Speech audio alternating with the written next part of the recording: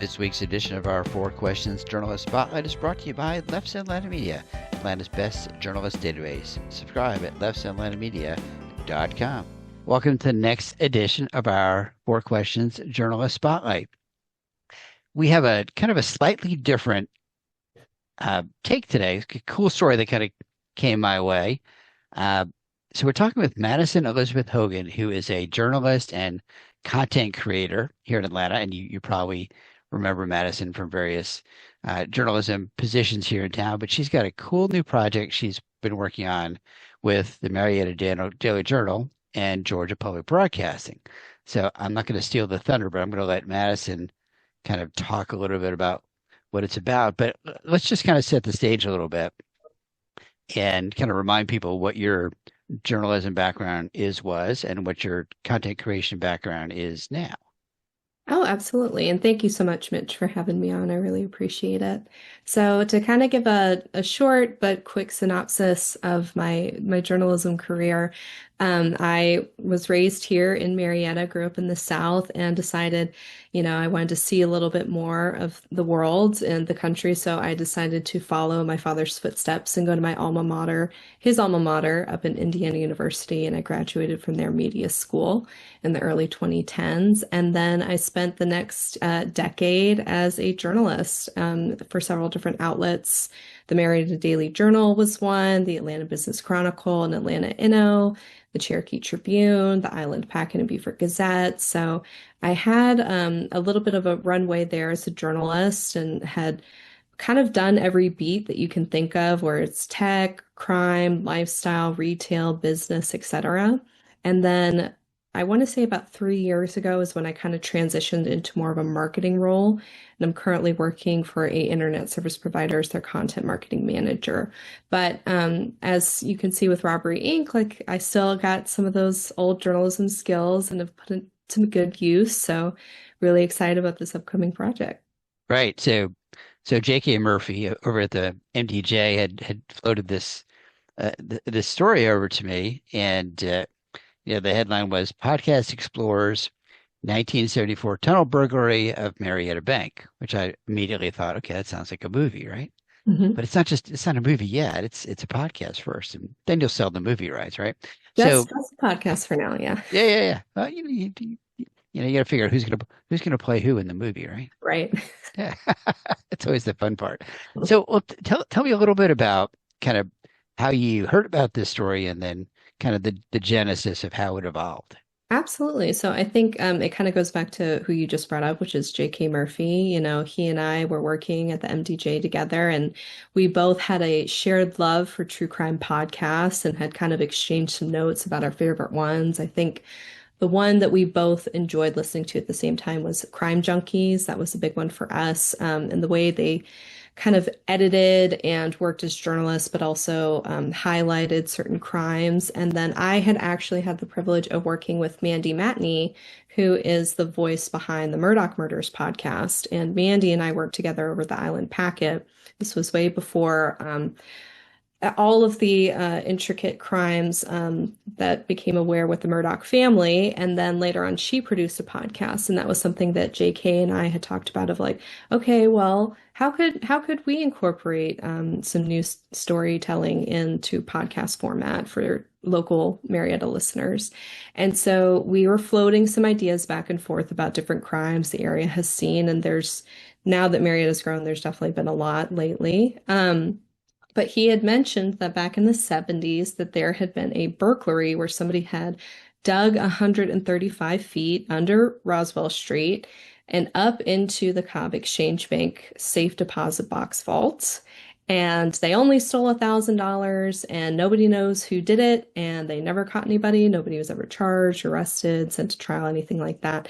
But they spent 2 months digging and they didn't really turn up with any money. We were like, okay, well, maybe that's an unsolved crime that we can get into. And turns out that nothing about that was true. And if you listen to the podcast, like as each episode unfolds, it's like more and more we're uncovering, we're digging ourselves and realizing, wow, this is a very large national story that I think a large number of people are going to enjoy. So So they only got $1,000. That turned out to be not totally not true? That was definitely, I can go ahead and say without spoiling some of the episodes, Okay. that Yeah, I don't, 1,000, I don't want you to, I don't want you to spoil it if, if it's going to do that. But but yeah. $1,000 was definitely not stolen. So Okay. we definitely made off with more than $1,000. We do know who perpetrated the crime. The police did know, probably on day one, day two, who perpetrated the crime. So this kind of narrative that had been told for over 50 years now, because we just passed the 51 anniversary, because it was 1974. There's a lot of Marietta locals who remember this crime happening, but never who did it, what they made off with. And so we just like to reintroduce that story with some of the findings that we had. So. It's got a little bit of a Shawshank Redemption thing to it, A right? little bit, a little Yeah, bit. yeah. I've heard that. I've heard, the Allied soldiers who dug under the The beach. greatest, yeah, the Great Yeah, Escape. the Yeah, Great yeah, yeah, Escape, yeah. absolutely. And so we've seen it over and over again in media, and it was kind of coined as the Mission Impossible burglary when it happened by MDJ reporters. And it made national headlines, but more so as a joke because it's like, oh, they spent all this time digging, but only made off with $1,000, and they spent at least $1,000 in rent, so they really broke even. But yeah, I think it's a very compelling story. It's like, who comes up with that to dig under a road for 2 months into a bank? So, and obviously, without giving away too much, how did it's 10 segments, is that right? 10 episodes? So it'll be 8 episodes. So it's Eight like a episodes. narrative storytelling. Technically, it's almost seven, but we broke one up in two because it just ended up being so long. Okay.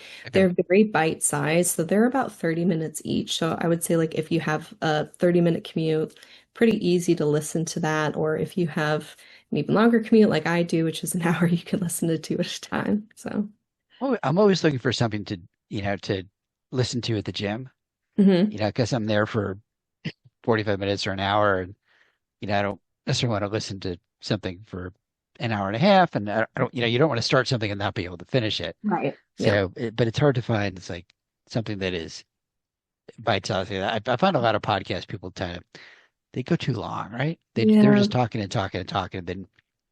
And then all of a sudden I realized that I haven't been listening for the last 20 minutes.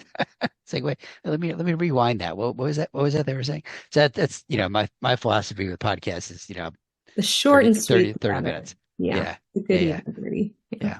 Yeah. Uh, so how did the 8 episodes kind of break down in terms of does it kind of go back and forth, or is it kind of chronological? A little bit. So our first episode, we kind of like go over like this is the story that was told to us, right? Like they dug under the bank, they only made off with $1,000. They had rented out a basement suite under what is now Mystic Owl Tattoo. So if you're ever driving in towards the Marietta Square on Roswell Street, if you see Mystic Owl Tattoo, there is a basement suite that Marietta Theater Company is actually based out of.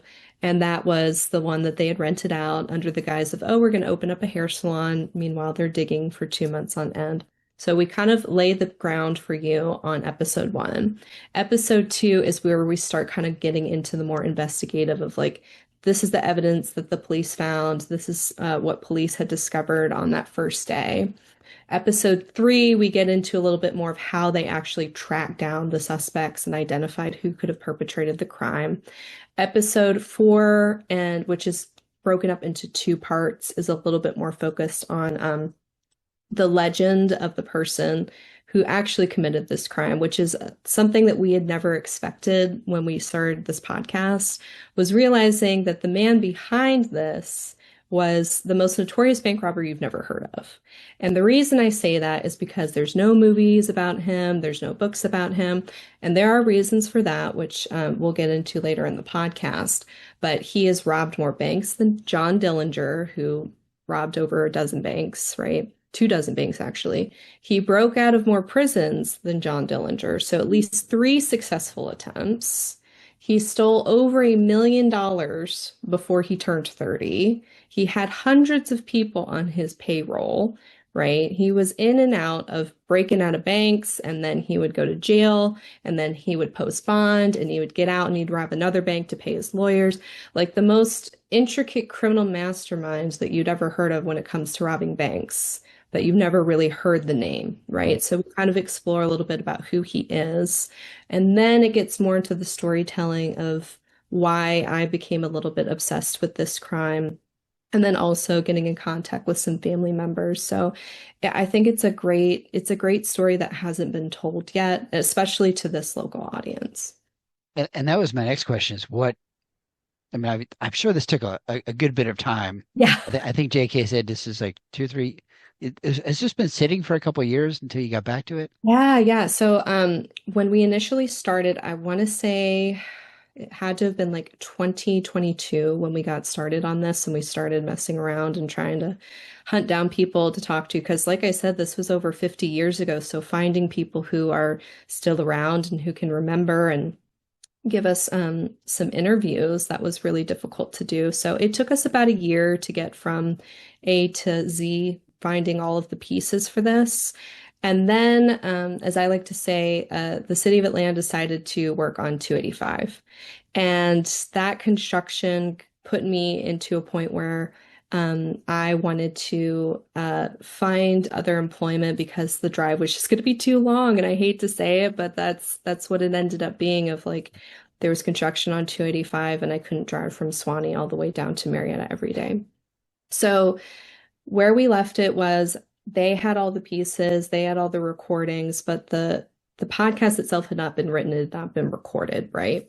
And so it kind of sat there with the MDJ for a little bit. And then Jeremy Powell, who is the producer and director of podcasts over at Georgia Public Broadcasting, he and I had also worked together at a different podcast group that the MDJ employs for their podcasts.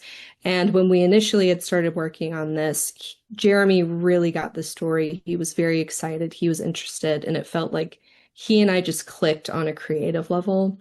And then he had also left for Georgia Public Broadcasting. So it kind of felt like, the cast is leaving, the party's over. The MDJ had these materials, but the people who were going to be key into bringing it into a final product had left.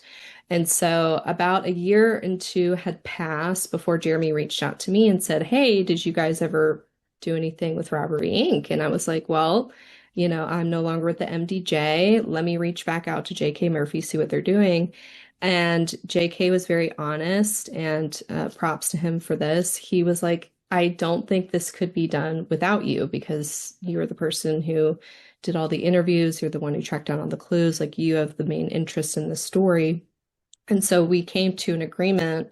And I didn't know this until about a week ago, but apparently, Georgia Public Broadcasting really hasn't ever had a partnership like this where they've partnered with an outside media to kind of come together and bring a product together. So that was kind of how the MDJ and Georgia Public Broadcasting came together with me hosting and writing the podcast.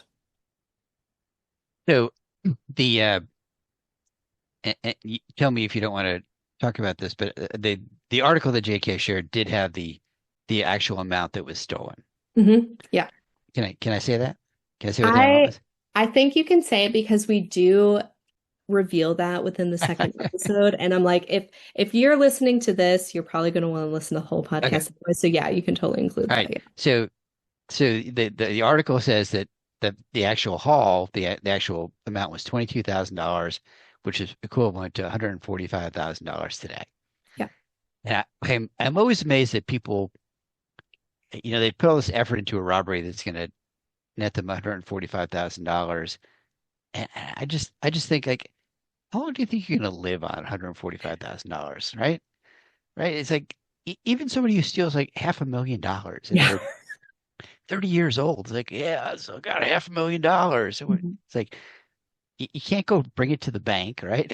Hmm. Like, it's like people, it's like if you're gonna rob something, you want to steal like a couple of million, right? To make it Right. worth your while, right? Because you gotta, you're either on the run or you're Mhm. paying off people or you got to figure out how to launder your money or something. And Oh, it's expensive to be an outlaw for sure, well, especially yeah, when I you have guess. multiple people on your payroll. Yeah. Well, and I guess that goes back to why this guy kept, you Hmm. know, robbing, going to jail, getting out of jail, robbing again, because he never stole enough to really settle down and Yeah. do like the Shawshank guys do and would go to Mexico, right? It's interesting that you bring that up because I think it's several things all at once. So I can tell you without spoiling too much from the podcast that he started stealing before age 20. He actually, the first place that he stole from was the warehouse that his father worked at in southern Indianapolis. And it felt like, reading about his crimes, following that trail, that he was just a serial robber. Like he had some kind of compulsion to steal that he could not help. And I say that to the point of he would get out on parole um, in his later years in life. I want to say up until his 60s and still was trying to rob banks, right? So this was somebody who could not be reformed. I believe that to my core, that he just could not stop himself from stealing. But I also think from talking to his relatives, that it was also very habitual for him.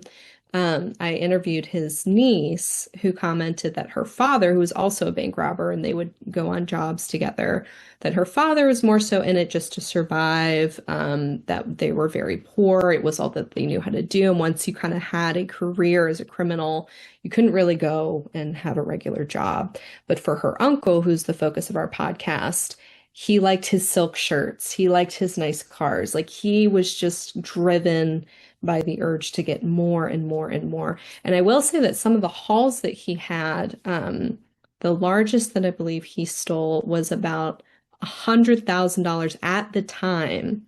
This was in the 70s in Louisville, Kentucky. And then he had another job where he stole another $100,000, but I don't remember what state it was in. But $100,000 in the 70s is a pretty sizable. Yeah, Um, that's a good chunk yeah. in today's dollars, right? Yeah. Like it's interesting. I mean, I hear people tell me a lot, true crime podcasts are, really popular. And you go on Apple Podcasts, and there's a ton of them, right? Ton. It's a It's just ton. what is it about true crime podcasts, do you think, that really just attracts people?